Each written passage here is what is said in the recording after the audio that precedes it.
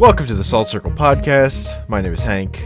With me, for the first time, is Ben. Oh, first time. I was hoping for like in a month after that, but okay. I've lost all my skills. It's like when you don't play. First time. Hey, it's a new year. First time. That's of the true. year. Yeah, I haven't. I haven't done the podcast in a year. Classic joke. This whole year, Ben. You haven't done the podcast. So, one time, my first semester at university, good roommate, great roommate, the best person I've lived with to date, solely because I've not lived with Anya yet.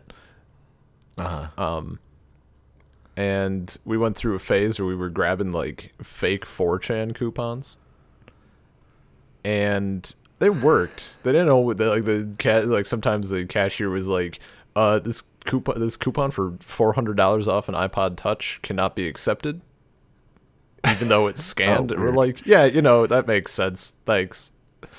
But stuff like McDonald's, that didn't even have a barcode.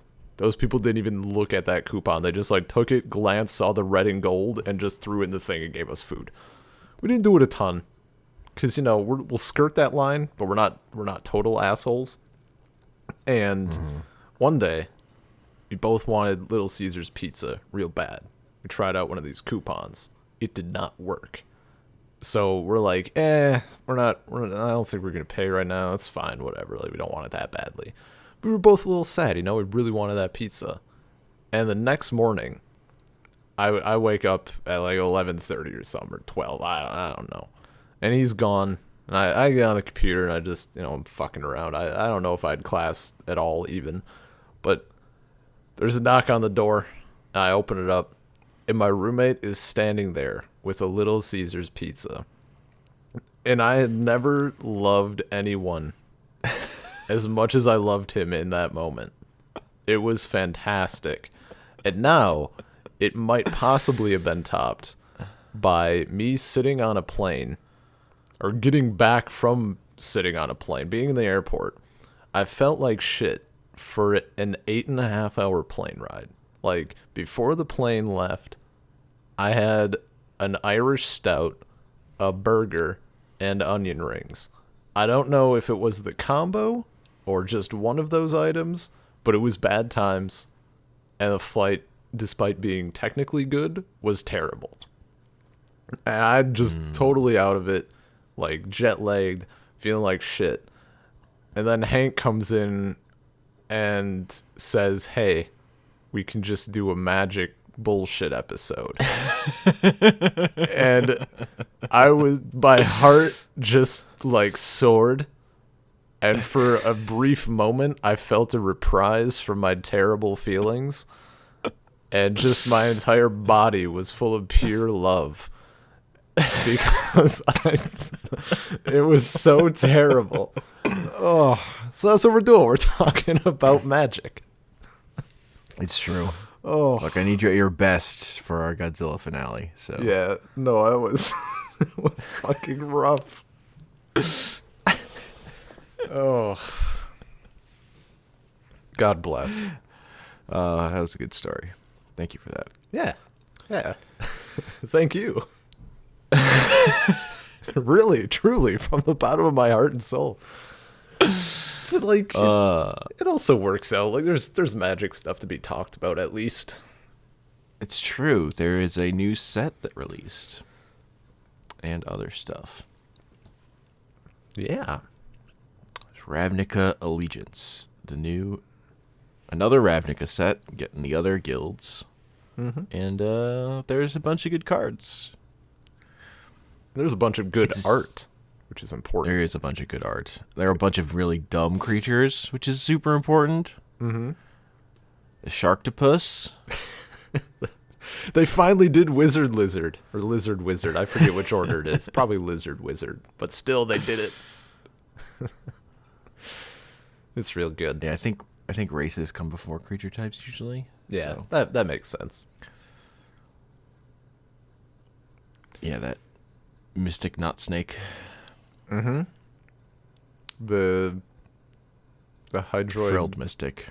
Frilled Then Mystic, yeah. there's And then Hydroid there's- Crisis. That's a good one. That card is great. That card is good. I like drawing cards and gaining life Yeah. and having a fatty. Yeah, so Hashtag only fatties. only fatties. No fat chicks. No. You misread the sign. Fat chicks only. Yeah. Fuck out of here if you ain't fat. You must not be able to fit through this door to enter this building. There's like a regular door, and then right next to it, there's like a garage door. Yeah. Uh-huh. And the regular door is always locked. If you even think about going through that one, you don't get in. Yeah, you're out. There's a little camera, and if like people grab the handle and try to open the door, like no dice. No dice. So where do you want to start? You got anything that you're super pumped about? I mean, what I'm super pumped about is that I bought a bunch of cards to build I mean, that also, yeah. some real life decks. I mean, And the throw us cards those have deets. started coming in. So I'm not a person who can handle just having one deck. It's not me. That's not the kind of person I have. I'm shocked. Yeah, as a person who just kept brewing and brewing over and over again. So I have to be pretty careful about when I'm actually going to buy cards for a deck because I can't stop. So I've been thinking about doing this for a very long time.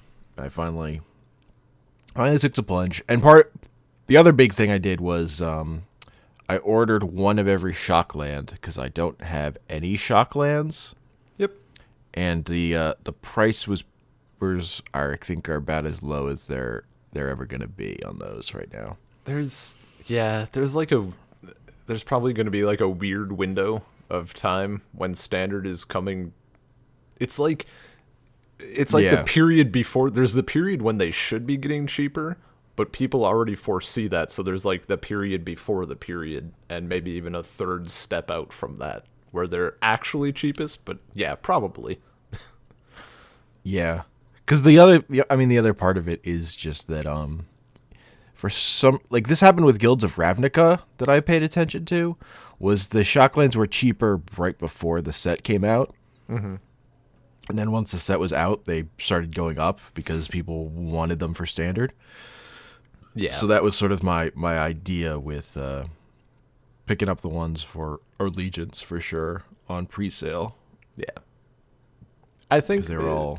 part of that might also be like, I don't know. They're probably a bit. Were they more even? Were they more evenly priced, like compared to each other? I mean, none of them are that high. No, but like, were they all in like the realm of like 6 to 8, or was like one of them randomly 12 or something? No, they were all like 6 to 8, I think. Okay. See, what will probably happen is whatever shit is dominant, that'll jump up. So Yeah. that was probably a good call. Yeah, weirdly, for getting Steam Vents, like it wasn't even the Guilds of Ravnica one that was the cheapest. That one was actually more expensive than like the Return to Ravnica one, for whatever reason. I wonder if people like the art more or something, or the flavor Probably. text. Because it doesn't have any Steam Vents on it, so that's why people like it more. I'm not like the new Shockland art is fine, sorta. I like don't know. it, They but- could be prettier. Remember the expeditions? They should have just done that again. I don't like the expeditions though. There's a few of them that I respect because Minyum is the artist, and that's like maybe 2 of them. I think. I don't know. Yeah, I just don't the full art formatting. I don't love it. Wait, like across everything, or is it No, like, just for on the those? expedition specifically. There's Okay, something weird gotcha. about when the Zendikar ones. Yep. The full art stuff they were doing around then. Like the full art, those are the worst full art lands too. With their weird circle border. But Cup Island, though, it's a cup in the sky. I'm talking about the formatting, not necessarily the art even. Like compare those to the unhinged islands. Yeah. Top tier. Yeah, no, like those are, I think those are still just the best. Yeah.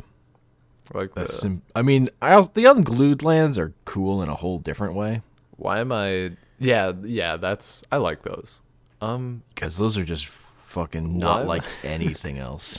why am I fucking blanking? Unglued, unhinged. That's the third one. Unstable. That's it. Unstable. Unstable ones are fine. I don't like some of the art as much as I could. Yeah, I guess my some of the problem. art I don't like as much. I like the islands, but I don't. I other than that, really. I don't really don't care. I don't like the mountains. I am not a fan of the forests. Yeah. Someone was talking about how like they're so beautiful and whatever. And I'm like, I feel like you're like overcompensating for also being disappointed with them. They had more of a cool tone, like they got in that like Yeah. kind of blue greenish, as opposed to Yeah. like the god tier unhinged where it's like that yellow golden like springtime forest and it's amazing. Yeah. Yeah, I think I only like the island really out of the Yeah, that sounds unstable right. ones. And the plains is just like that same John Avon art, like the fucking it's a wheat field and there's like a trail through it or whatever, right? Yeah, I'm not man. I think that's right. I don't remember. It's like a Plains- 50% chance. Plains doesn't even stick out to me. Also, the swamp looks kind of too much like a forest. Just this is a problem with swamp art sometimes. Yeah. Those are just trees. What are you doing? You've just tinted it wrong. And it's like weirdly tinted. It feels like they just turned up the goth on this forest. So yeah, what decks or I guess decks?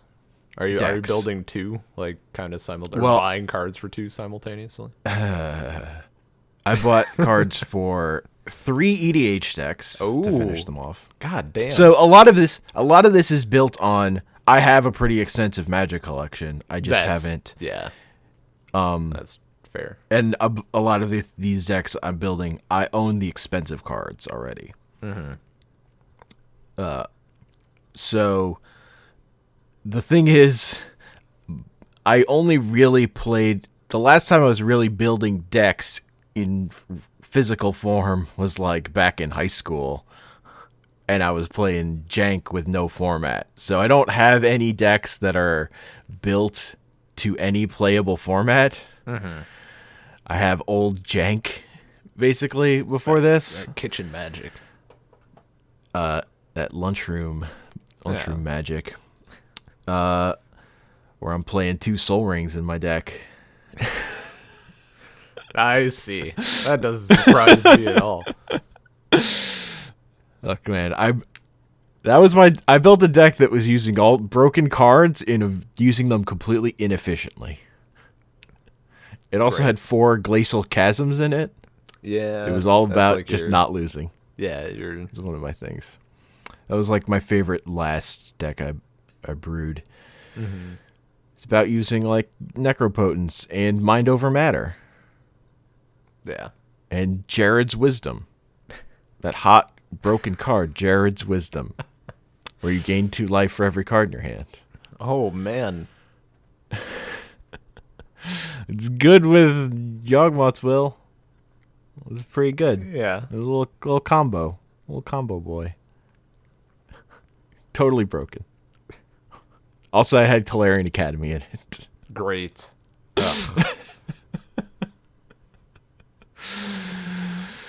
Awful. And what did the other people at the table have? That deck was built also specifically because my friend had a infinite turn combo in his deck. Abusing Magistrate's Scepter and the charge counter stuff that had come out recently from like Mirrodin.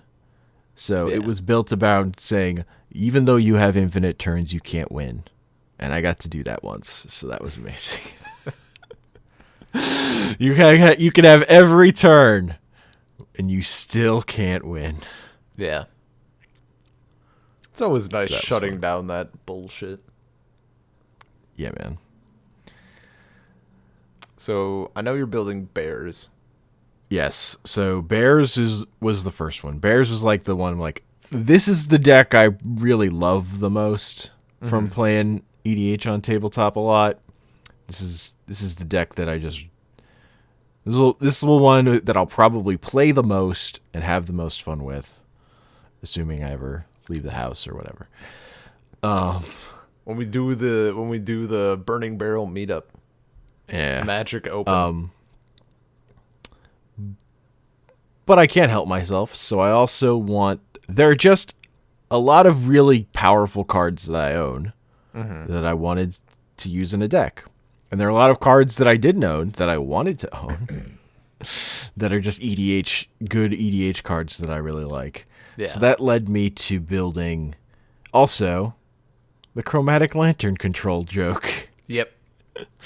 Oh, right. That is... I remember you telling me that you were building that one. Yeah. So it's based. So like people who don't know, the basic joke is just that there's a modern deck called Lantern Control, where you use the card Lantern of Insight, and usually Codex Shredder, to just take control of the top card of your opponent's deck. Lantern of Insight lets you look at the top card of your opponent's deck and your own, so you know what they're going to draw, and if it's going to be something good, Codex Shredder lets you put that card into their graveyard, so you can just get rid of it. Just go, nope. And then You don't get that card. We were playing EDH.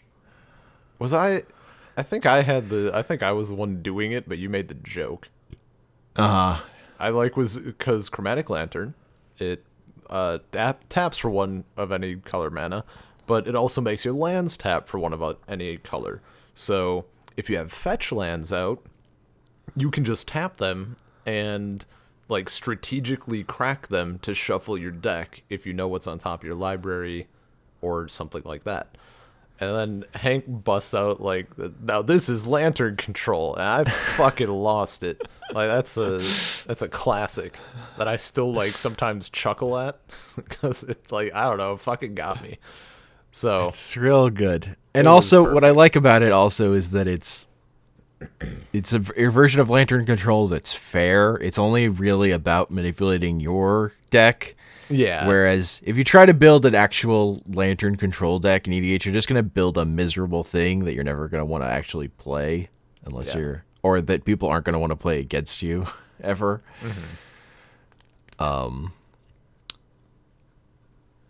Yeah, so then I get to play dumb. So I play like every card that allows all of your lands to tap for some. Oh, almost all. I did cut one of them because it's an 8 mana spell. I was like, that's a little too much. The fucking thing that turns everything into islands, the Leviathan, Stormtide Leviathan. I think I did end up cutting that because I'm real tight on space. My other part of the joke with that deck is I just included every lantern card.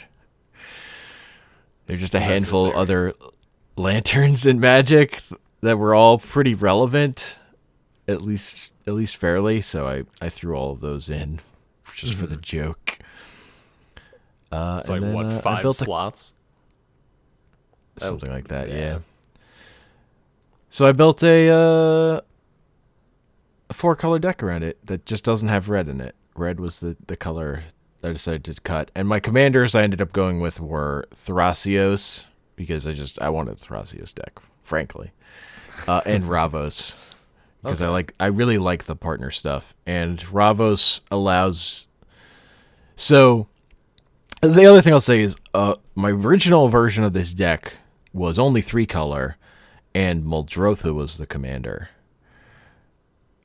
Okay. And so one of my other things was I really wanted to build a Muldrotha deck. Like, I just really like that card and like the interaction of just being able to replay stuff. So I have Muldrotha in this deck. And part of the reason why, so like Ravos is a way to get Muldrotha back. It's a way to get some value out of the ETB creatures I have in the deck. But and a big part of it is just when I was building that Muldrotha deck and I went all in on it, I was like, this is fun and dumb, but also if anyone kills Muldrotha, this deck is terrible. So part of me also wanted to build a Muldrotha deck that was just a little less all in on Muldrotha and had some just play around it, but could do some of the dumb broken stuff. Fetch lands, one of those broken things. Yeah. It's just fucking good when you have access to extra graveyards. So putting in Random Excavator and Crucible of Worlds, also very important. Another big thing for me was just I've always loved Crucible of Worlds because I was big on following the Magic the Gathering on article site when that card was made. That was the third. That was the second. Can't remember if it was the third or the second of the. I think it was the third of the like player voting created cards. Right.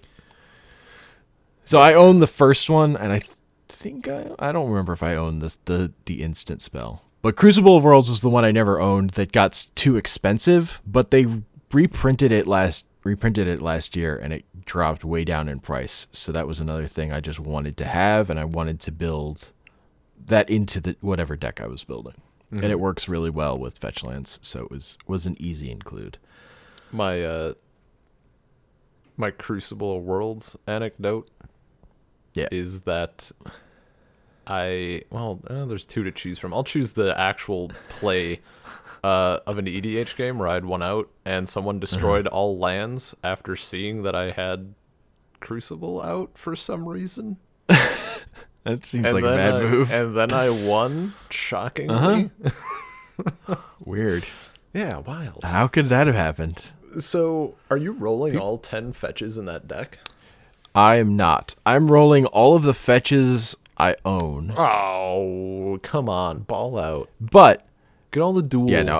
So buying fetch lands, not part of this purchase, because the cheapest ones I don't have, there are two that are $25 that I don't have, that I could theoretically buy, but that's still a lot. But then, like, I don't have Steam Vents. That one's like $70. Oh, the Scalding Tarn? Scalding Tarn, yeah, not Steam Vents. The red blue one is ridiculously expensive. But I have a lot of the other ones. And what I did have is enough to replace.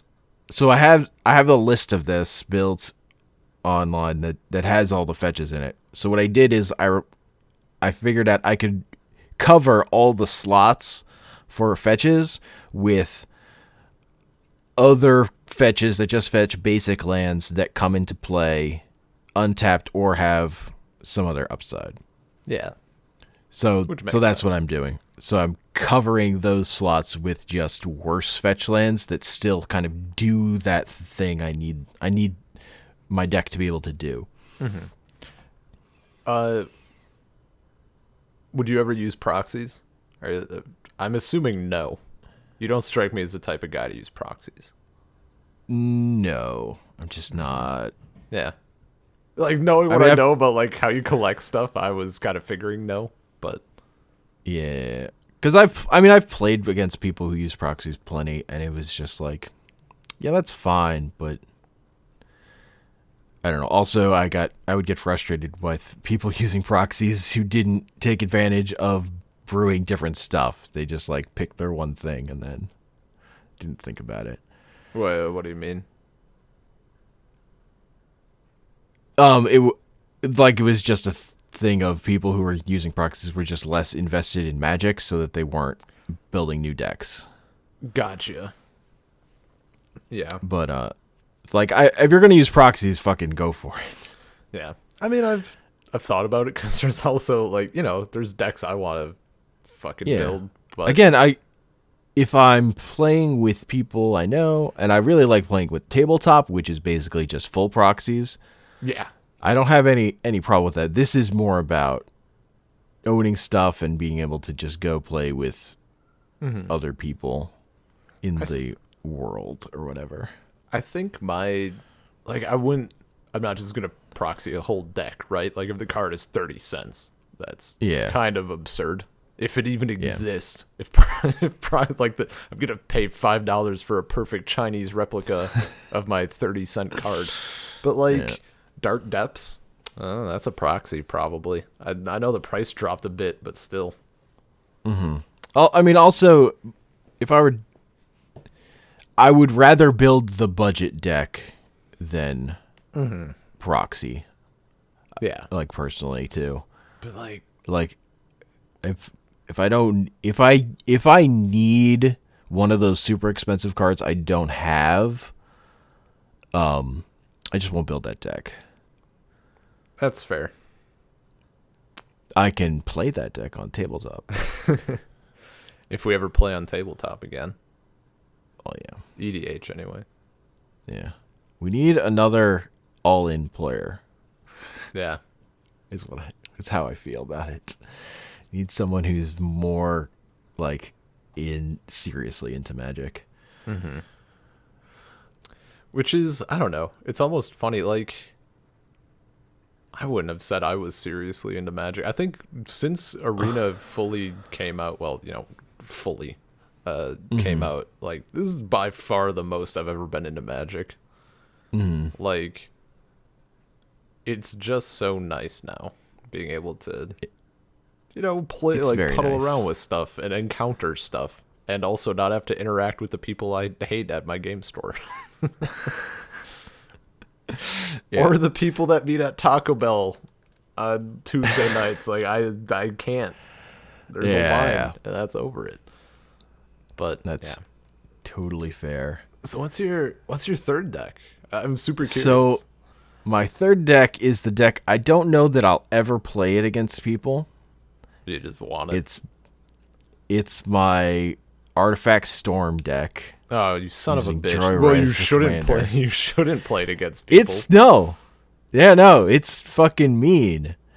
It's like That's like I'll just play out my whole deck. That's like you play it once, and you're like, all right, round 2, and then you pull it, you like never touch it again with those people. Yeah, you play a different deck. Yeah, no. Yeah. This is not a deck for playing with people. Even on tabletop, as much as I mean, I just wouldn't want to play it. I just don't want to play it It's- against people. But I love it. I love the deck. it's one of those things where like you need. I think it's fine playing it, and there's the off chance that someday I'll build a deck that's equally as awful, and then we'll do like a competitive EDH sort of thing, and that's fine. But Yeah, no, you need the right group for it, and B, I just would want to do it that often. yeah, But that's just the deck that's for me for goldfishing, for just shuffling it and looking at it because Nice. I really love it. I really yeah, like I've talked about it before. I get a little bit, but like if you go through like what your favorite colors and color pairings are in Magic, my favorite color is artifacts. Like, which is part of the reason I like the bear deck so much because it's bears plus artifacts to make the deck actually good. Like there's a lot of really strong artifacts in that deck because those are the spells those are the permanents that are really doing some work there, and there's some enchantments, but yeah, I've just always been a real big fan of artifact stuff, so drawing cards and playing dumb artifacts. And Yeah. I have that mana crypt, so I should have it Yeah. in the deck. I used to have one. Yeah. Cuz the guy I sold it to still talks about it with me. I don't know. He just thought it was hilarious for some reason. I don't know why. I think partially cuz it was Italian or something, and then I think I was about to go visit Anya.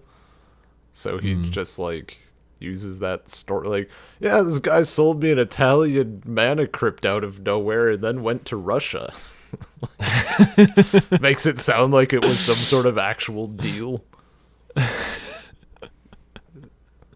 When really I'm please, I want to be able to pay for a meal on the plane.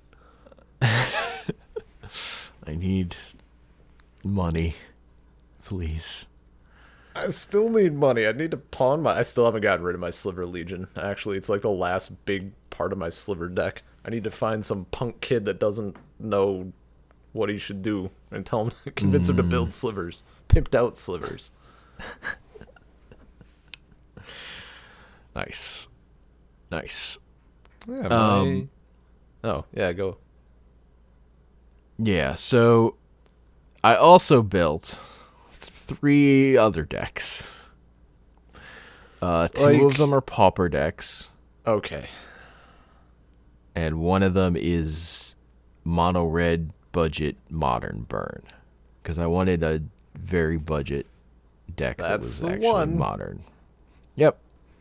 And that's when I've done so I said I haven't played constructed like in real life since high school, but I've played a bunch on. I would play like periodically on MTGO. Mm-hmm. I would get into it, and what I would do is I would buy into a burn deck that was very cheap and just play that for a while till I stopped playing. But so that modern is a format that doesn't rotate. Is again like a lot of my Magic playing was before modern. So Oh yeah. So that format's been super appealing to me. So finding something that the burn deck that I could play that was cheaper than the actual burn deck that's good, because I don't want to fucking buy goblin guides for $20 each or whatever. Because I don't even think that card's that good. Was fun. So it's basically just like playing all the lightning bolt effects, but now there are like 2 cards that came out in Ravnica Allegiance that I didn't even think about while I was building it that probably go in that deck. So Which ones? I mean, I know, like, which ones did you forget, I guess, or didn't think about? I mean, there's the lightning bolt card that Yeah. has spectacle, pay a red, and deal 3 damage. Skewer the critics. What's the other one? I The guess that's the other one. one's the one that like also has spectacle, and you look at that. You take the top 2 cards and exile them, and for this turn and the next turn, you can play them. Yeah, that one's real good. Yeah, The list I have my little Rakdos burn on Arena, and it runs that, and I don't know if I misread the card or if it's just the wording or what, but the list I found has it, so I'm like, yeah, sure, whatever. I pulled however many of them and popped it in, and I thought it would be like I think it says until your next turn. I swear to God, that's what it said on the card. Is until your next turn. So I'm like, okay, my turn will start and I can't cast him. And then it turns out you have the entire turn, so that's a thing. yeah. It's because it's their whole thing of like trying to find ways to give red card draw that isn't card draw. Mm-hmm. Which is funny and fun just to see like the weird exiling top of your library stuff that they've been doing over the years. Yeah, Light up the stage. That's the name of that card. right. And again, so you can pay it for 1 mana and do that stuff. Because I compare it. What I'm using right now is the Flame of Keld from Dominaria, which is the saga, the uncommon saga where you discard your hand, then the next turn you draw 2 cards, then the next turn red sources deal extra damage, and the deal extra damage doesn't come up that often. Also, you're kind of vulnerable to removal, to like enchantment hate. My experience with it has been like I only ran like I think it only came up once because I had like 1, and I'm like, yeah, I'll throw it in. I don't really feel like spending wild cards on it, but I put it in, and the couple of times it's come out, I discard my 0 card hand, Yes. and then the next turn I draw 2 cards, and I use those 2 cards like out of necessity, Yeah. and then I have nothing to deal damage with on the 3rd turn. But having more of them would probably Yeah. help. So I mean, yeah. So the other card draw stuff I have in the deck is Burning Inquiry, because that card's just great, and the fact that you can flash it back makes it just like when you're really late game, and if the game's somehow just still going and you have no other options, it's nice. But And also, there's one of the burn spells is a madness card, so you can only it's 3 mana unless you discarding it, and then you can pay 1 red to cast it. Mm-hmm.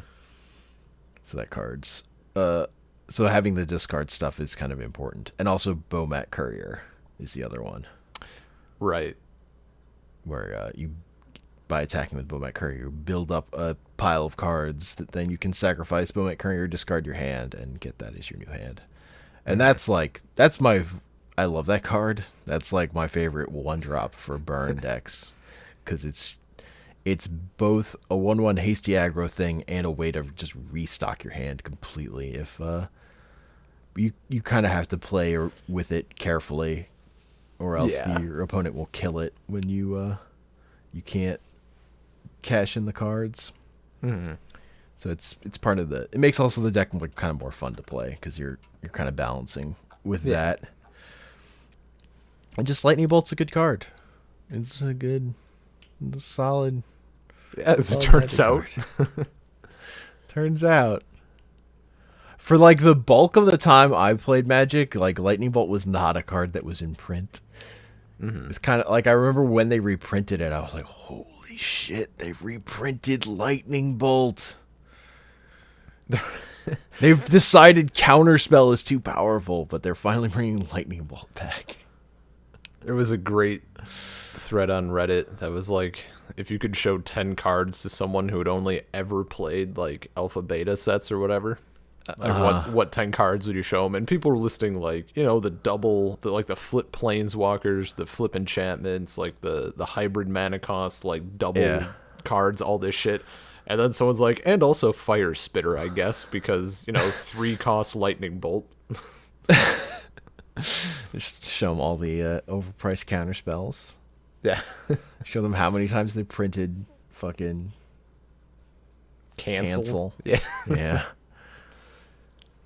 Cancel was a dark day. I was so mad when they started doing that.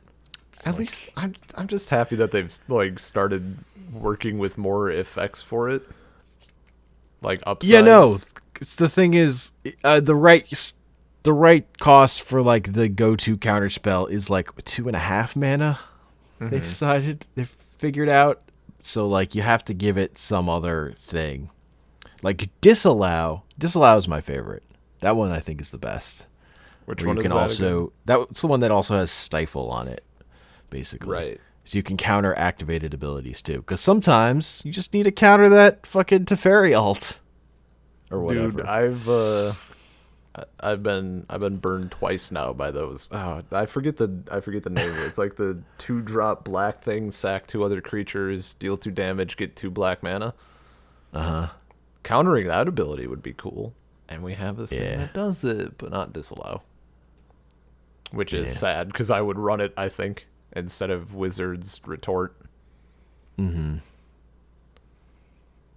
Yeah, Wizard's Retort is another good one, because it's, as long as you have some Wizard's deck, it like actually costs 2.5 mana, where sometimes it costs 2, and sometimes it costs 3. Well, that's like with the Lizard Wizard, it just plays right into it. So yeah.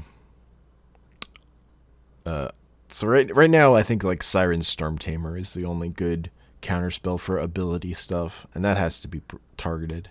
Yeah, sadly. Yeah. Otherwise, that card would be way too good. It's already crazy. My latest EDH endeavor. I mean, I'm still like ambiently working on Merfolk and more importantly Deep Sea, because I fucking love Deep Sea so much. But I've decided I have, because my enchantment deck was 4 color. Yeah, I cut red. I have like all the black enchantments and stuff, like all of the, well, not all, but all those pretty Theros block enchantment creatures. They need a home. So that's where Morgus, God of the Slaughter, comes. It's like, I don't know. I think the deck will be fine, but it's essentially just a place for me to whore up my Theros boner. Nice. Yeah, I mean, The deck I wanted to build that I just couldn't justify because I don't own enough of the cards was the Men Without Shirts deck. Yeah. So I still even really haven't gotten to play, but I love it, and it has so many likes on Mana Stack. It's amazing. So many comments just makes me happy. But that deck is just like that's a deck where like overall like it shouldn't be more expensive than the decks I now gonna own, but because the cards aren't cards I own, Yeah. it was like a lot more. Yeah, shit adds up, dude. When you're Oh ordering my god, shit adds up on an ED. I'm picking on an EDH deck because it's just like even if it's averaging out to $1 per card, it's a lot. Yeah, it's gonna be like $100. Well, and then shipping on all this shit too. Like the amount of time I spend on TCG Player just trying to like finagle a good ratio of like, you try to get all this shit in like the TCG Direct to get that free shipping, and it doesn't always work. It does not always work. My order was big enough that I didn't really have that problem. Nice. No, I did. I mean, I spent a lot. I've spent months like prepping this, so there was definitely lots of clicking that optimize button and staring at numbers. Yeah. I mean, part of what I need to do is go to the game store and be like, let me see your chaff binders, please. Mm-hmm. Because especially for Yeah. Deep Sea, those Leviathans are not expensive. Like, the shipping is going to be more than the card by far. Yeah. So the unfortunate thing about how long I took to do this is that the game store that I'd been going to closed in the meantime. Oh, no. So that was a bummer. Yeah. So I didn't go to the last pre-release because I didn't have a... Like, there are plenty of stores in New York, but you have to really... because they have limited space the way they run them currently, you have to schedule beforehand, and I didn't do that. Mm-hmm. So I kind of just didn't do it. Which is different to how it used to be. It used to be there was like one in New York, but it was fucking gigantic. Yeah. Now there are just lots and lots of little ones. Like a bunch of shops, but they're all... You have to order beforehand, schedule your time. Mm-hmm. Which is pretty common in New York. Finding game stores in St. Petersburg that sold Magic products was not difficult. Like, there were some, and I actually debated grabbing some Commander decks because they were decent. Like, they were the $40 or whatever, which for the older ones, that's pretty good. It's pretty good. But finding It's not good for these last ones. These No. last year's still around, and I'm like, there's just no way to justify buying this. This is worth less than buying the singles. Yeah. This costs more. Finding a place that sold singles, almost impossible. Oh, weird. There is like one. There's like a website. I ended up just going like I don't know how they're. I assume they have a physical store somewhere because based on the website, that's what it seemed like. But there's like two websites that I use, and one of them was like, "Oh, you can have it delivered, or you can like pick it up at the store." I'm like, sick. Got myself some rush. I finished my enchantment deck with the temples and Heliod, and picked myself up a Russian Gilded Lotus because I wanted to, and then got a nice little Christmas present for Jeremy. Russian Tatyova Benthic Druid. Nice. That's his. I think he just runs like a Tatyova good stuff deck. Like, it's not Merfolk or anything, as far as I know. Now I think my next thing, I'm gonna need those Friday Night Magic promo growth spirals. Need 2 of them at least. I need to check Growth with Spiral is so good. I think I forget what I don't know if it has flavor text or not. Honestly, I forget because Arena doesn't show it. But depending on how good it is, I might try to find them in like the Russian promos. But that and then Wilderness Reclamation should probably go in my enchantment deck, which I didn't think of until like 2 minutes ago. It It's an enchantment. It seems decent, you know, like.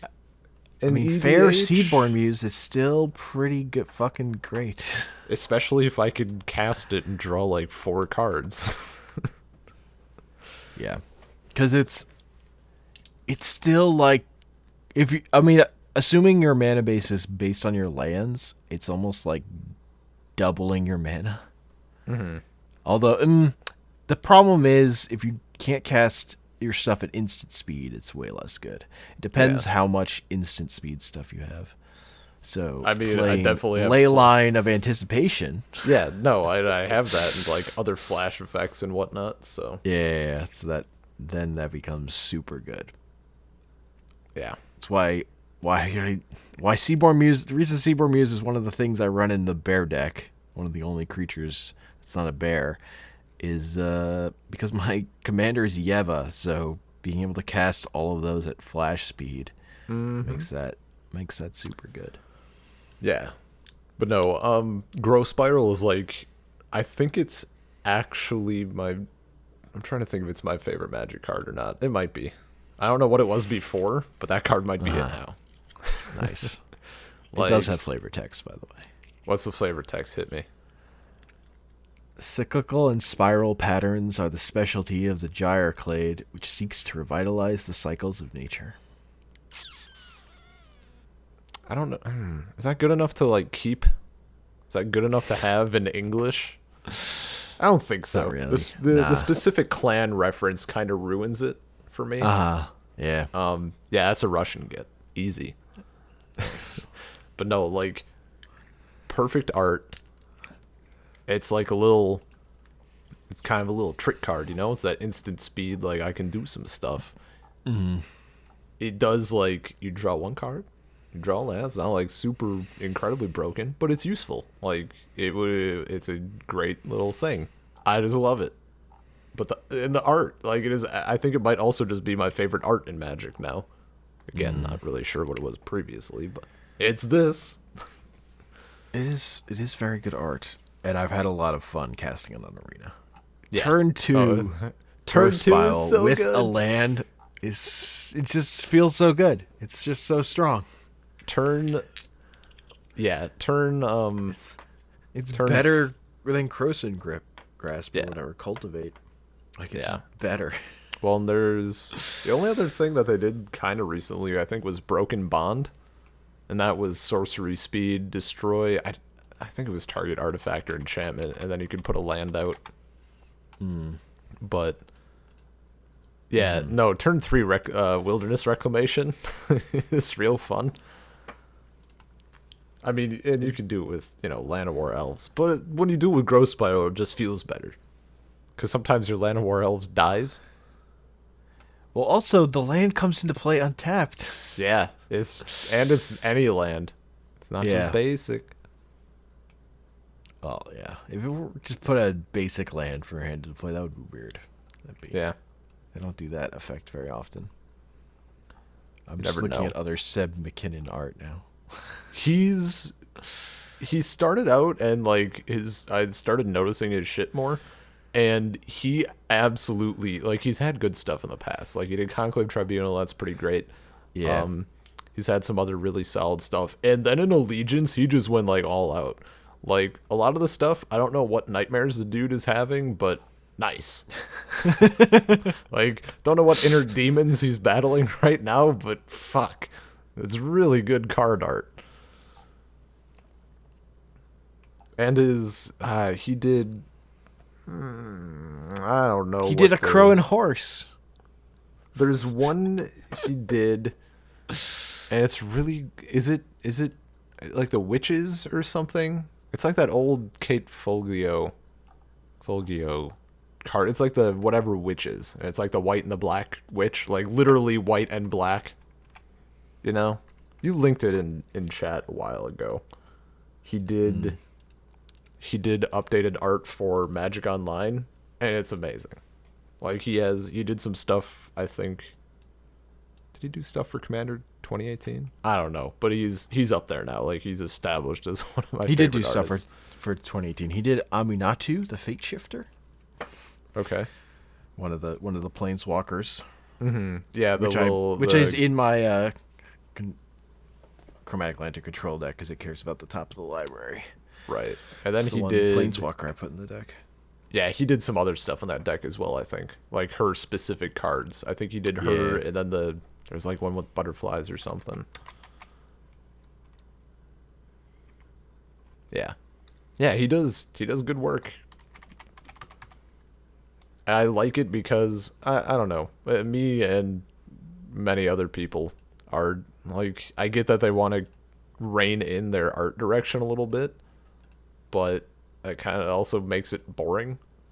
So he stands out in a sea of homogenized warriors, I suppose.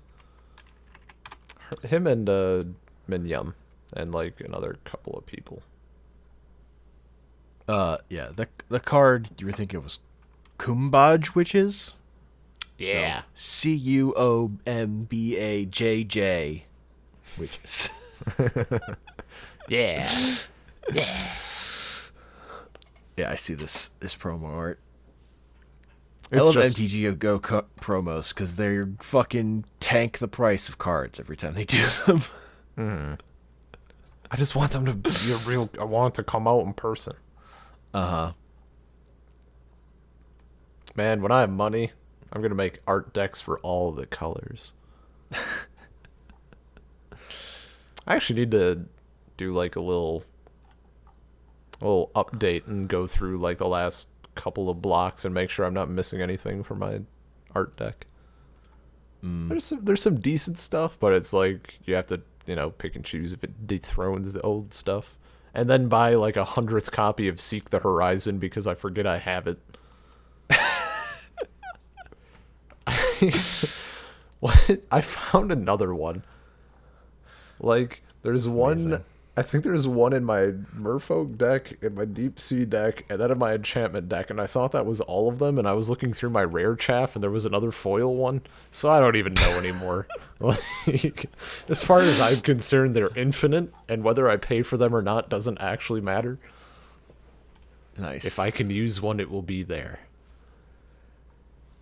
I mean, that's a good feeling to have. You're just like, let me use this All- card. Oh, I own it already. Nice. Sweet. I want to use Tropical Island. Nope. Can Sorry. I own it, please? You don't. Again? Man, that's one thing I've been kind of noticing with not even I mean there's the usual like expensive cards, but some discussion of like MTG finances has come up with the recent the ban announcement, the nice old fuck KCI. And It needed everyone to happen. It needed to happen. yeah. And I wasn't. I'm surprised they only banned KCI though. Honestly. it's probably just a case of like not wanting to change too much at once, right? Yeah, no. Like, it was do something. They let said it- they didn't want to hurt the fringe decks that use. ancient stirrings and stuff. The problem is Ancient Stirrings Ancient Stirrings helps Tron a lot for the big part. But the reason I thought they might ban Mox Opal is because that card has caused problems before, like with Yeah. the Lantern control deck and with like the egg strategies in general. It's just like. But it also allows it like every artifact deck wants it. It's like Yeah. a staple of the format kind of card. So I also get not banning it because it would really change Modern to have that card gone. Like that and Noble Which Hierarch. would like for me, that'd be interesting as hell. Yeah, I would just wish kind they of would, like to see it. I mean, yeah. My big thing though it was I was super happy that Stoneforge Mystic did not get unbanned, and it has nothing to do with modern, and everything to do with fuck everyone who keeps buying it every time the ban and restricted announcement comes up. Like There was another buyout. Yeah. There was another Yep. one. Yep. And and they got fucked, and they have every time, and I hope it continues forever. It's I still think it's been going on since 2014 of people Yeah. saying it's gonna get unbanned And and people buying it out. And I just hope it keeps happening. And I've Like- literally heard people in R&D say that they don't plan on unbanning it because it's too strong. Yeah. Like I heard that before the last BNR announcement on a stream. It's like, you fucking morons who thought it was gonna get unbanned. Yeah. I just Because the other problem is if they unban it, it really limits them on printing new. They have to think about it every time they print an equipment. It's like not worth the hassle. yeah. I don't know. Like and then even before this, I've seen some stuff with like it's a continued point of annoyance, and it's one of those things that like it doesn't crop up too often, but it's also one of the reasons why playing Paper Magic is a little annoying, because it comes up in discussion so much with like I don't know, just the constant bitching about missing out on a card that rose in price. Whether it's something that like shot up 500% because of Pauper, and now instead of a uncommon or common, bullshit card, it's like $4 or something. Or if it's people reminiscing about like, man, we used our Force of Wills as coasters. Like, Really? not bad, but like, nobody, like, how. I just hate that Yeah. so much, because how the fuck. You were right not to like Yeah, buy yeah, as yeah. many as you could, as it turns out. But it's so much of that, and it pisses me off. It would. I just hate it so much. Like Yeah. someone did like what was your first trade? What's the first trade you remember? And that thread had the potential to be really good, and just talk about like fun memories and like kitchen things and whatever. And instead it was, well, I traded my tropical island for like I don't even know, a grizzly bears. So it feels bad. And that's what 100% of it was. Yeah. And I mean, it's just it's cardboard. You were like what, 12? and also when you're younger, you know what's not exciting? Lands. Lands aren't exciting. Dual lands, like whatever. Yeah. They're like the most important cards if you want to be competitive, but come on. Yeah. They're not dragons. That's my first trade that I really remember strongly. Is I traded a Thorn Elemental and a Verdant Force for a Chromium. Nice. None of those cards are worth anything anymore, but Yeah. Which at is the good. time, I almost had regret because Verdant Forest is so fucking strong. But I'd never Chromium, dude. It's 3 colors. It's 3 colors. Thorn Elemental's a fucking been downshifted to uncommon now, Yeah. and I have like 4 of those. And I eventually did replace the Verdant Forest too, Yeah. even though it's I actually like. it's kind of been made obsolete by Tender Shoot Dryad though, for that effect. Because getting that effect at less mana is just so much better. And the +2/+2 to shit is real To good. saplings, As it yeah. turns out. As it turns out. Yeah. I'm at the like. I hesitate to say it because I don't have like my not my art. I guess my argument. Like I don't have my shit lined up to like support the statement. But I kind of wish that like they would just start reprinting the fuck out of Paper Magic and focus on Arena. In a way, because like I've been playing it more than and I know there are people who are the exact opposite of me. I've Yeah. been largely into paper Magic as much as I would be, doing drafts and sealed events and shit.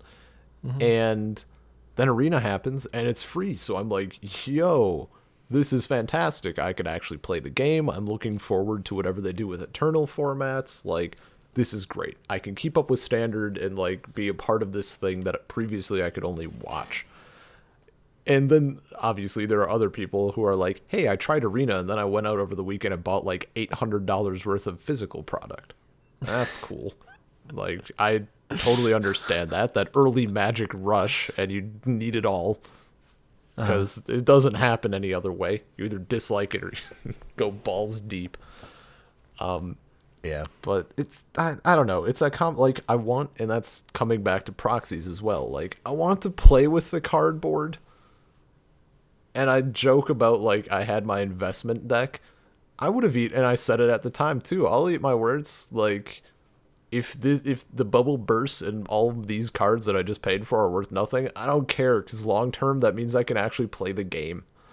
Like, it means I could buy other cards and play them.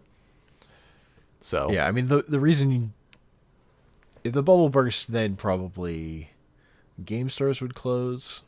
So it would be. I feel like the health of the format would kind of get hurt. Honestly, the counterpoint to this idea, I feel like for me right now, is what happened with Artifact, where just none of those cards are worth anything, so no one's playing it at all. Like, the way that yeah. game just is kind of died on the vine, and it's the way a Well, lot of CGs go, where those cards aren't worth it because nobody cares about it. Like, part of like are you talking it's like kind of with like Arena versus Arena? well, Arena is different because it's not a TCG. It's Yeah. just a CCG, which make Ooh, a digital was Artifact is a TCG? yeah, Okay. Steam Marketplace. Oh, gotcha. Didn't know. I've paid That little like the whole attention to point of it. that, like the whole reason Steam kind of made that was as like to like skim the profits off of transactions on the marketplace. Yeah, that was like sounds like a great plan. That would never go wrong. it's the whole idea. So part of their plan was like none of these cards should ever be worth too much. But people got bored. I mean, honestly, people just seem to have gotten bored of their game a little quickly. Yeah. And they had zero. They also had no free to play model and zero progression in the game when they launched it. So that wasn't great. Yeah, that'll do it. And like right now, I think prices have cratered to where like it's not worth it to play a keeper draft. Like you would lose money on every your chance. You're gambling that you will even be able to recoup what you've entered your entry fee is. Which makes it not appeasing to play on even that economy level. But whatever. That's less important than the gameplay. Like, the part of the reason Magic cards cost money is because people like them and care about them and buy them. Yeah. Like, but I don't know. I think it makes like Magic cards are as stupid as money. Like the fact that money is worth stuff is artificial and like constructed, but it's like there's a system for a reason. I don't love it, but like I'm not gonna like go and say, oh, it should all go away, because there are probably other consequences that I don't see. I'm gonna be a little more reasonable about this one.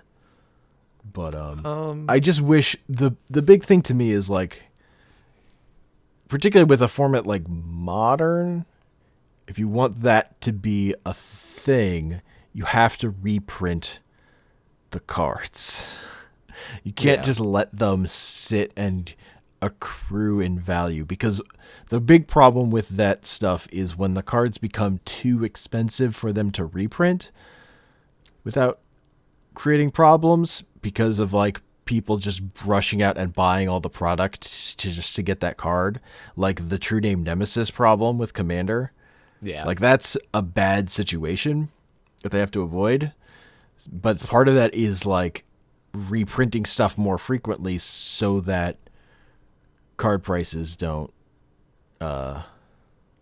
get too high. But you also don't want them to just like all fall out so nobody wants to buy the thing because it's like worthless. Like the Commander product last year. Like I'm not gonna buy that because it was bad. Yeah. Like there were some interesting cards in there, but they're Well, you buy the singles for I can like buy a couple $5. Yeah. Yeah. Well, which is fine. But I feel like I recall hearing some talk about them maybe focusing, and maybe this is old talk, I don't know. Again, new to this scene, hilariously.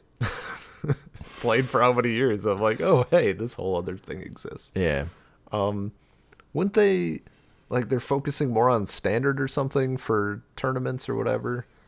I don't know. It makes sense to me. If I would be surprised if they hadn't been focusing more on standard, because that's where the money is, surely. I mean, Modern was getting really popular. The problem is Standard is a less good game Yeah. than other formats. Like, and it's really up and down. Like they're investing in Standard in that they hired a play design team to try and make Standard good because Standard kept being bad, and that's like it hurts everything. They were kind of in a lull. Like honestly, the boons to like the last big jump in Magic popularity before Arena was like with the Duel of the Planeswalker games on Xbox and original Ravnica coming out. Like that was like a huge new generation of Magic fan players that like is kind of what they're trying to do again with Arena. Like just every once in a while you have to really refresh the player base by doing something that reaches new people. And your game has to be good. Which it is. Well, they fucked up. They should have done a battle royale. No. No. It's over. Fortnite won. Everyone else should go home. I do think, just circling back, one thing I will say about, like game stores closing, if Magic were to just die, or if they said, hey, we're going to stop, and they reprinted this shit. But also like the community of people that write about Magic. Yeah. Like, I mean, they people, because of those outlets that make their money that way, that then want to draw in new people by hiring people to write articles. Yeah. I think either way, it's bad. It like in the sense of like a business or, a job or whatever. I guess as an employer, maybe. But like game stores, people who write articles, hosting all the websites, all that stuff, all the content. Like, there still is a Magic bubble. It's going to burst at some point. I don't imagine the game will go on for eternity. I don't know. If your store only does Magic stuff, like, there's no guarantee that that's going to be forever. Totally. I totally agree with you. I'm just, there's not a reason. I don't think printing everything into the dirt would is the right move. I would say. I think they should reprint stuff more and get prices down for modern stuff, but I don't Well, like the thing is Magic's been around for so long and it's popular enough that there should be collectible stuff for it. That's just the way human beings, like the fucking like old Coca-Cola signs are worth lots of money. Like people just are weird about collecting shit that has a brand they care about or whatever on it. Like the fact that Black Lotus, like and they honestly did experiment with reprinting stuff from the reserved list. They broke that a couple times, and it didn't go well. It didn't make anyone feel better. It didn't. I mean, that's because investors got all butthurt. But it wasn't even. Fuck them. It didn't even. It was really help the gameplay either, though. It wasn't like making Magic more accessible with what they did. Like there aren't really cards on that list other than like power and like So, actual vintage cards. There's not really stuff that there's weird stuff on that list that just doesn't matter, and that weird oh yeah, no, speculators there's a ton sit of on that bullshit. stuff. It's just weird, but I don't know. I Yeah. feel like more that stuff more matters because EDH exists, like Commander exists, Yes. and cares more about some of those cards than before. And Like that's there were a like handful my of main cards. Yeah. that's my main point. Like, and I think But the other thing the is just like, just like pretend those cards don't exist. It's not that important. I Whatever. think the yeah, but then at that point, like and I mean the game is this kind of anyway, but like But also, Commander it isn't gets like more a pay to win. competitive thing. It's so who cares about pay to win? Like, if someone's paying to win Commander, they're just an asshole. Yeah, but I'm saying like that's why it's not like yeah, there's different levels and everyone's a little bit different. Like I don't know, as we've talked about, like we don't really run many tutors as far as like Yeah. tabletop goes. And there are people who will absolutely do that. But when it comes to like my mana base, I would like that to be efficient so I can actually play my shit, you know? Right. The fact that dual lands are expensive pisses me off. That's the Yeah, big part of Magic no, that infuriates me. that's Is the that giant that one. rare Like, lands are like they just make the game more fun, but they're yeah. not sexy at all. So they're not the thing you want to spend money on, but they're like the most important thing to have. And I do think new players and players on a budget have a worse time because they don't have those lands. Yeah. And Because honestly, again, like it's kind of designed around people having those lands. It's one of the big things that makes Arena yeah. so good is you can get those as easily as you can get any other card. So No, that's like honestly, I say fuck the reserve list, but I would be happy if they just took the dual lands off it and shit like that. Is Gaia's Cradle there?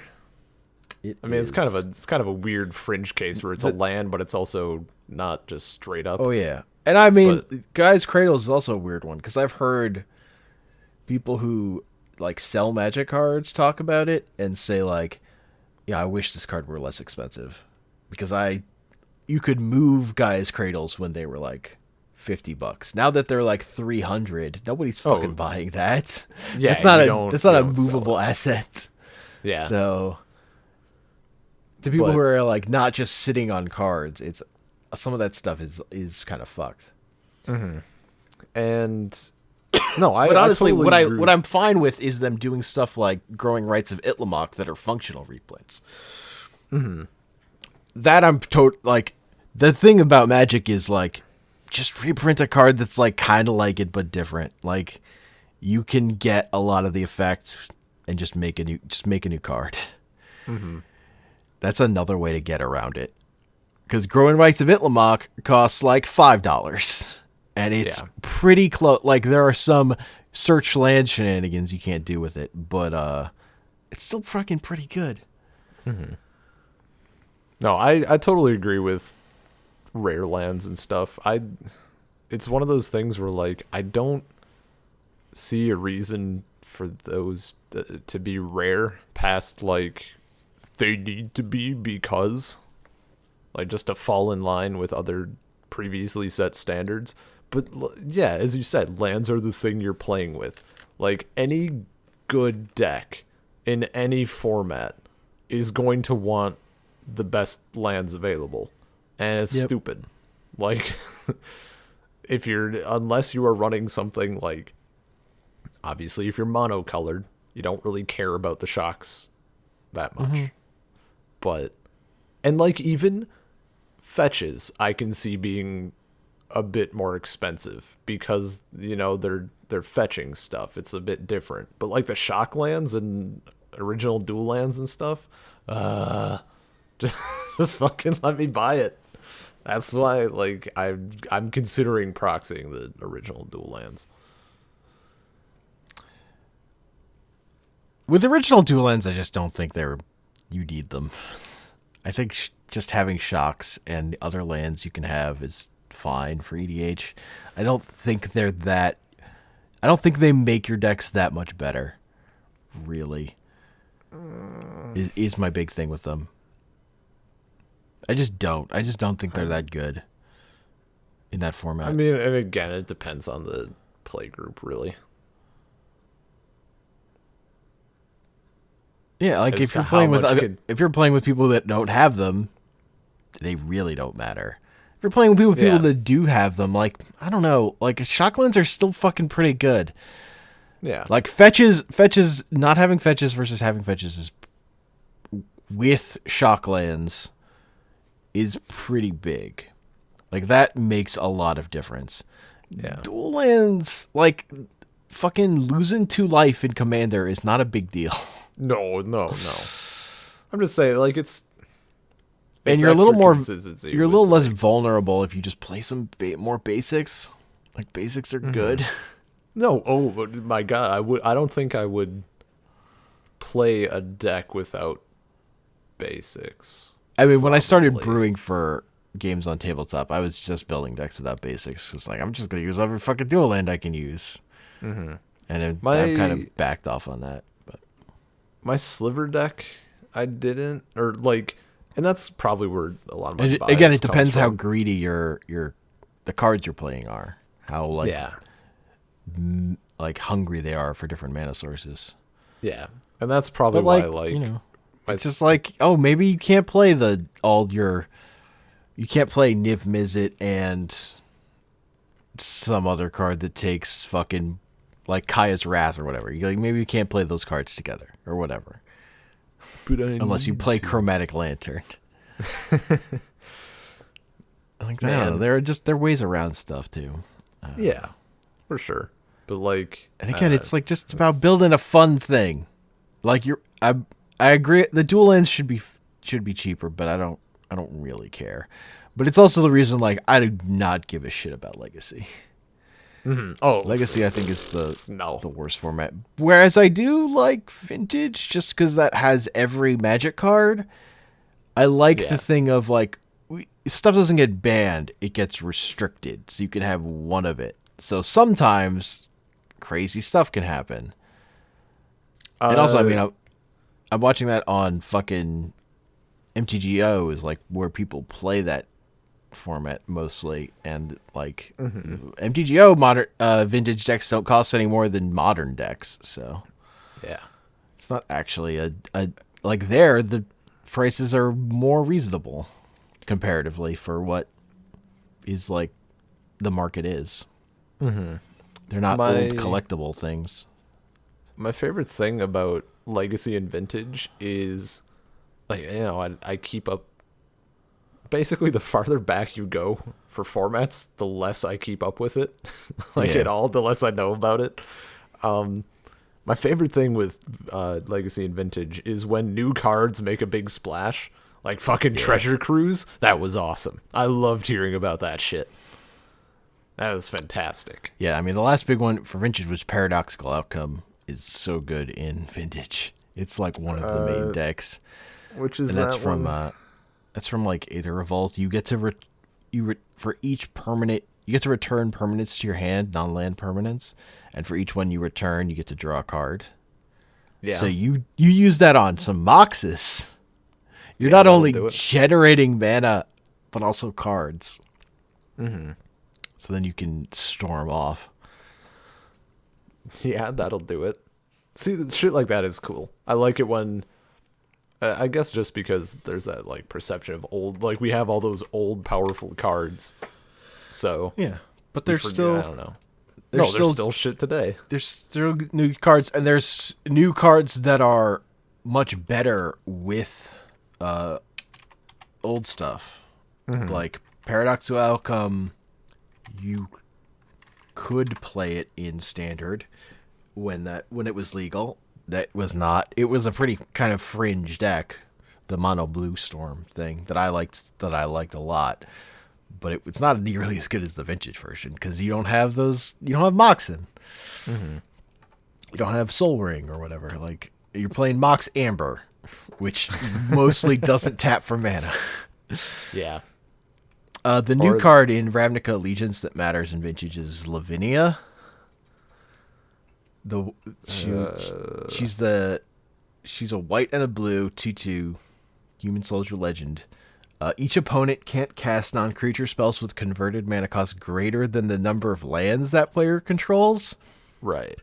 And whenever an opponent casts a spell, if no mana was spent to cast it, counter that spell. That's a 2 mana card. Mm-hmm. So that's like a good. That's a good hate bear that just gets better the more you go back in the formats. Yeah, The more for sure. cards you allow. So like I like watching. So my big vintage thing I watch is Vintage Super League, which just came back, and so which airs on Tuesdays on Magic's Twitch channel. And this the last week there were out of the 4 decks people were playing with, 3 of them had Lavinia, even though they were all different decks. And then the last deck was a Death Shadow deck Nice. that ran no original duels. It just ran shot clans and fetches because it was trying to get its life total lower. Yeah. Which is dope. Yeah, no, that's awesome. Death Shadow was another one, like when it started making splashes. Or not Death Shadow actually. I'm mistaking it was Deathrite Shaman, because that, made waves. Yes, to the point of being banned in Legacy. Yeah. But no, I'm enjoying Magic a lot right now. Yeah. I think I love Magic. It's always been an on-off thing where just there have been periods where I haven't cared about it. Mm-hmm. Mostly because, like, the way I was experiencing it was, for a while, was just on MTGO. So, like, I would commit to that, but it's a lot of money for a game, and yeah. once rotation stuff would happen, that would be a huge bummer. Or trying to, like, win enough from limited events to keep going, and I would always eventually you burn out and you're like, nah, I'll play something else. So Magic Arena has been a great way to just play Magic a lot. For sure. But also like the community, or like one of the things I really liked when I was in my heyday was Magic's site. They had like articles on Magic every day that I loved reading, particularly the building on a budget stuff. And like coming back to Magic now, that stuff's been like outsourced basically. Yeah. Like I actually like what they do on their website, where they just relink to a bunch of stuff from other sites that people are writing about Magic, even though they've cut way back on what they do themselves. And just all that, being able to listen to people talk about Magic and just thinking about Magic and thinking about deck brewing is the stuff that I really like too. Yeah. And it helps. I've really enjoyed these sets. When did what preceded Amonkhet block? That was Kaladesh and Aether Revolt. And what was before that? That I don't know. There was like that period, like, because before that is before Arena. Yeah, was anything, that was that Oath of the Gatewatch? That bullshit. I don't know.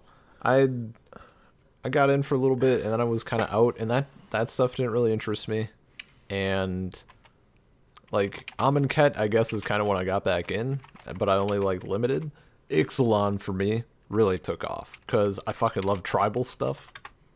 So that was great. And now just story wise, I don't know. I don't care that much about Ravnica, but I really am enjoying all of the mechanics and the cards. Like, the gameplay is so good for me right now. And White Weenie is it's back, baby. No, I definitely like playing a standard with all the shock lands to allow for all the different color pairs. Yeah, it turns just like out the amount, it's really good. The amount of, because that's like the whole appeal of older formats is like you can do stuff in all the colors or whatever. You have this wide breadth of cards to use, and you're like with all the shock lands, you've got a pretty wide breadth of options for different kind of decks to build. Like, there's just a lot of options in the game right now, And that was, the problem is always going to be like with that format is like when it contracts again. Because that's the thing with Magic is it always like it builds, stuff's getting more powerful, and then they pull it back. And the pullback is like such strong whiplash that a lot of the time that's like where I want to get off Yeah. and wait Well, that's till why they get back build back up again. That's why I'm looking forward to that Eternal format in Arena. I know that's I'm one of the excited, things I'm dude. most excited for. Yeah, Honestly, I'm pumped. partially because I want Kaladesh to come back because them artifacts though. I just come on. I miss playing Aetherflux Reservoir, murdering people. You know what? Fuck off. Just get the fuck out of me. There's so many terrible memories. There's so many god awful memories. Oh, Also, it was Shadows over Innistrad block, and with Shadows over Innistrad and Eldritch Moon before Kaladesh. right. Yeah, and see that stuff like It was Battle for Zendikar and Oath of the Gatewatch before that. what I'm hoping, statistically speaking, I saw this. After every literal return to Ravnica that we've had, there's been a Theros block. So I'm hoping they keep that up. Because 1 is a good sample size. Really fucking fingers crossed on that one. I mean, they're I gonna want revisit them- Theros at some point. I want That's them to go back to definitely Theros immediately. And I want them to fuck up somehow so enchantments are ridiculous. I want them to oops Sarah's Sanctum. That's what I want. Enchantment lands. Come on. I am a big fan of the merit. Like that's one of the things I'll say about artifact sets. They always fuck it up. Yeah, there's There always hasn't been an artifact set yet that they didn't fuck up and just make cards that were too strong. And see, that's how like I don't know. I love enchantments. Yeah. Like Theros really. I also like just enchantment creatures. I don't know. I like that idea. Just because of what they are, and it was so like we don't have a lot of. I think there was one before Theros, but and it's hilarious. Like it doesn't do. The only reason I remember it is because looking for my enchantment deck. My bestow stuff, and it doesn't have bestow or anything. It's just like, yeah, we're gonna make an enchantment creature because reasons. You know, we haven't done it before. Yeah, basically. That's another thing I'll say about Magic, because one of the reasons I love it is Mark Rosewater, who's worked on it since a long time, like near one of the first or some of the earlier expansion sets. Like I think like Tempest was his first. Tempest block was like his first big controlling it, and kind of since then. And he is super open about talking about Magic, like their choices about why they did things, admitting stuff that didn't work. Like the amount of the great thing is like how critical he is of past stuff they've done that hasn't worked out, and like I think he's really fair about it. Yeah. Like he's definitely one of those.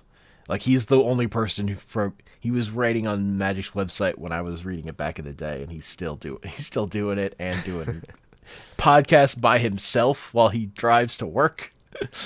Like that dude is a good spokesperson for the game. Yeah, he's a great link. Yeah.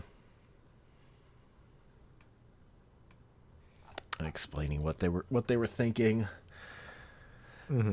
Even like so that makes me like Magic even when Hasbro is fucking retarded or whatever. It's just really bad. I just hope they, don't do another Mythic set, and also don't do another Nexus of Fate. Which They I are don't doing think another they Mythic will. set. Ugh. They're selling hope it it's- on eBay this time. Their eBay I store. hope it's better than the other one. At least in terms of like not pissing off everybody. I mean, they did send all those people box offers. I mean that was like that's cool. Just getting the random shit, but like Made me wish I had tried to buy it and failed. Because then I would have gotten a free thing. See, with my luck, I would try, and then it would go through, and then I'd have to. Like, what do you do? Oh no! I spent $250 on magic cards, and not Yeah. that many magic cards. Yeah, that's the problem. Whoops. Well, it seems that we might have done a magic podcast. Yeah, we might have talked about magic for an hour and a half. That might have happened. And it's great because we, as usual, I could still keep going. Like, there's always more. I didn't even talk about my popper decks. Built Oh. Elf Popper, the worst, and Affinity Popper, because fucking of course I did. I love artifacts. I love Affinity. I remember when I wanted to do a popper deck, and then I realized that a bunch of bullshit existed in the format, so fuck that. Oh, Here I Popper. was It's unfortunate. Popper is fucking busted. The Delver decks are just too fucking like the blue decks are just. yeah. It's like because it has every common. It's like vintage bad almost. It's like legacy bad basically. Yeah. And here I was thinking it'd be jank. Nah. No. It's just terrible. Look, you go back to old formats. Even if you're playing with the fucking commons, fucking broken. Mm-hmm. You get to play 4 Gush. You can't even do that in vintage. For now. They're keeping an eye on Gush and Foil. Gush is fucking restricted in vintage. Yeah. 4 of in Pauper. I remember when, Affinity's still a deck in Pauper, and fucking cranial plating is banned. That was one of my first Pauper decks on MTGO, where Pauper was created. Was just a cranial plating deck because that's fun. Oh, you can play all the artifact lands in Pauper. It doesn't matter. You just play all of them. Yeah. Oh, so good. And then someone plays a gorilla shaman or something and destroys all your lands. That's Popper, baby.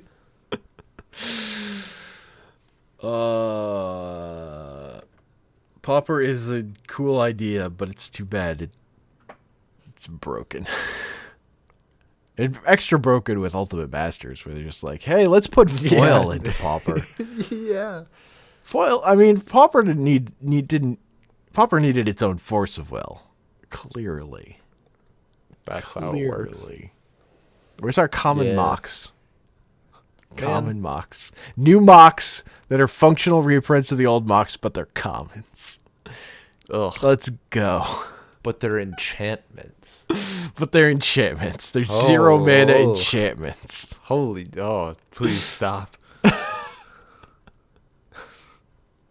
That'd be fucking oh my god. Ooh. And this one says it's green, this one says it's white. Yep. Man. Hilarious. I could just fucking imagine. Like, we made artifacts so spicy over the years that we wanted to do the same for enchantments and just fuck it all up. Just like break the game. We made a new effect. It's similar to Affinity. It's called Blaffinity, and it's for enchantments. Blaffinity.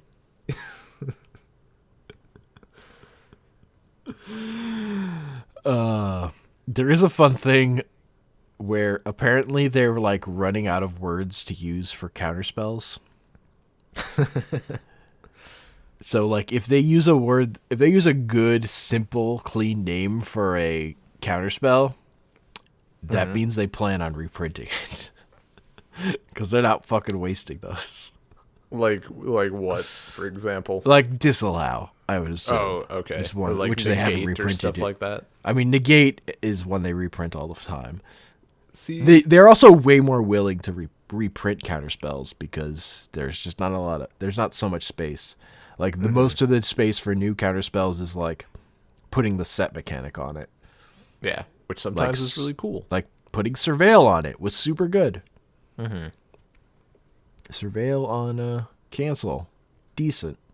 I mean, there's a lot of great names you could use for counterspells, but they're all like for unsets, like later Gator, or forget about it. I mean, we did get Hornswoggle. Hornswoggle is fucking great. Oh, I love Hornswoggle so much.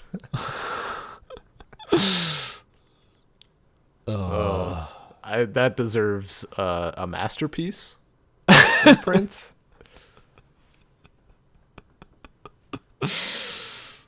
That should have been a box topper. Could you fucking imagine getting a topper Hornswoggle in the mail? You got fucking swoggled. Everyone else is posting like demonic tutors and Lilianas and whatever other bullshit they put out. You got fucking swoggled. Mm-hmm. Ugh. Beautiful.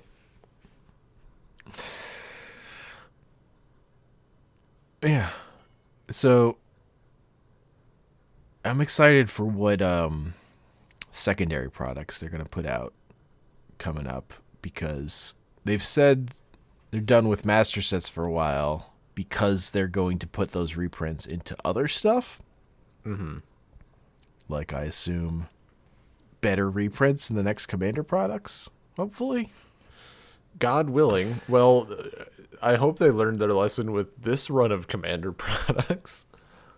Yeah, I mean, I think We're they gonna- did, because it It would have been bad enough, except they also jacked the price up by $5. That's Just gotta, also true. They might just jack the price up again. Also, that's very possible. That would be, unless there's some serious value, that would be a bold fucking move.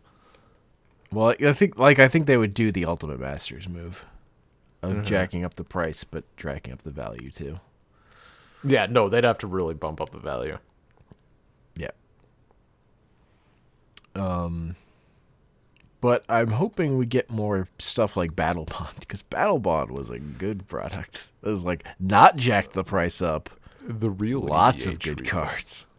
I Yeah. know. The actual EDH Master set. What was I just gonna? Like those, they still have to print the rest of those, of the Battle Bond set of lands. Yeah, I didn't know that multiplayer they didn't lands. have all of them. Yeah, they only did the 5, so they have to do the other enemy pairings. They've only done allied, and those cards are like more expensive than Shocks right now, though, annoyingly. Mm-hmm. But I have 2 of them. I think I have the most expensive one, I which don't is have any of them. which is the black blue one. I bought like 6 packs of Battle Bond. No. 6? 12? 12 packs of Battle Bond. I want them to do horde decks, honestly. Horde Like decks? buy in store horde deck. Because they've done little things with, like, I know there was one for Theros. It was like fight the Hydra or something. They've done little stuff like it, but I want like a full, like an actual horde deck would be cool. Mm-hmm. Or even, I don't know They've how well definitely that been would go. experimenting with products that are like to serve as board games, basically. Or just, I don't know, a good reprint set. Ultimate Masters was good. It was just It was fine, expensive. actually. Yeah, like I don't know. I just love how how many sets it's taken for them to like try to beat down the price of Tarmogoyf.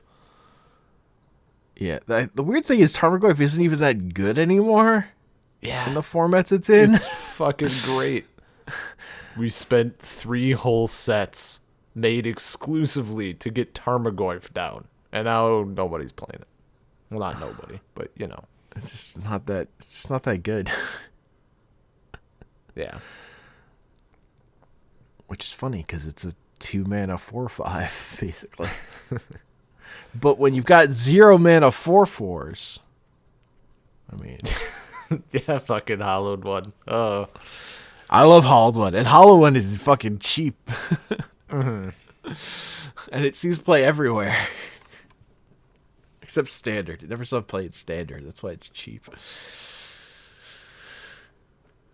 And also because it wasn't a mythic. See, this shit is Unlike why Arclight Phoenix, which is got Yeah. fucking expensive everywhere. Yeah. See, that sort of shit is why I'm looking so forward to Arena Eternal. Because I want to Mm, see what stupid shit can happen. And also, it's non-rotating, so that, I can still play my bad dude, Simic deck. non-rotating. Again, like the reason for one of the reasons I kept dropping off Magic is because there weren't good supported Eternal formats. Mm-hmm. Like there was Pauper and there was Vintage, like in Legacy, but it was extended. It wasn't modern back then. Yeah. And extended was was like it was like, oh, my standard deck, it rotated into extended. Okay, I'll just play it against better decks and lose or whatever, but I could still play it. And then it rotates out of extended, and you're like, well, fuck. Mm-hmm. Man, I can't even freaking remember what was the format they tried the standard EDH or whatever. Oh, Brawl? Brawl, that was it. Yeah. And then rotation happened. Yep. It's just Turned such a bad idea, because, like, I kind of I mean, I the understand where they're idea coming from. I mean, I get it, like, that they support standard. Like, that's their main thing. It's their main business. Mm-hmm. But, like, rotation for casual players is not a should not be a thing. Mm-hmm. Rotation is for competitive play, for like maintaining a meta and balance or whatever. Like if you're playing kitchen table Magic, you're just playing with your cards. Like who fucking cares about format that much? That's why Yeah. EDH is good, because it's like one of fucking anything except these set of cards. Yeah. See, I still like what they were trying to do. Like, it's a use for your draft chaff, basically, or like the things that you're not using. Like, I have shit around that I could probably make a semi decent brawl deck with, but I mean, the other problem you need to was, continue buying cards for that to. yeah. I mean, also like the idea I liked is like brawl decks are like any card from this point forward that was legal in the same standard as the other cards in the set or whatever. Like Mm-hmm. your pick your commander, and then like anything that was legal in standard with that commander is legal in your deck. And like just roll that forward forever. Yeah. Like you have to have a way of like people who are just getting into Magic with new cards can like build their deck with their new stuff and not have to worry about any older cards that have gotten pricey and none of that annoying shit we were talking about. But also like people who did that like a year ago aren't don't have a deck they can't play with those people. Yeah.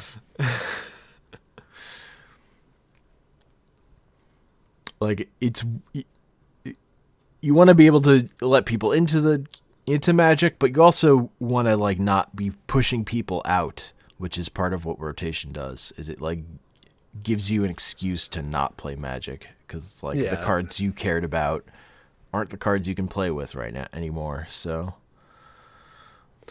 Yeah. there's like a I lot mean, of there's a. the fun of older formats is like, I just like these cards. These are the cards I like. I'm gonna play with them.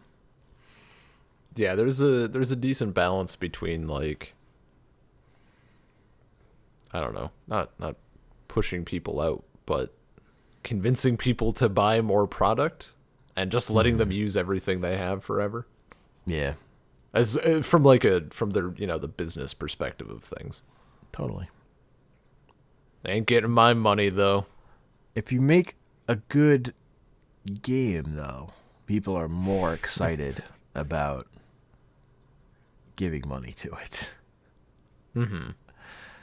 I'd say if the gameplay is good, that's like the most important thing. Mhm. Yep. Yeah. Well, I think that's a podcast. Maybe. Possibly. Possibly. So you can email us at saltcirclepodcast@gmail.com. Find us on Twitter, iTunes.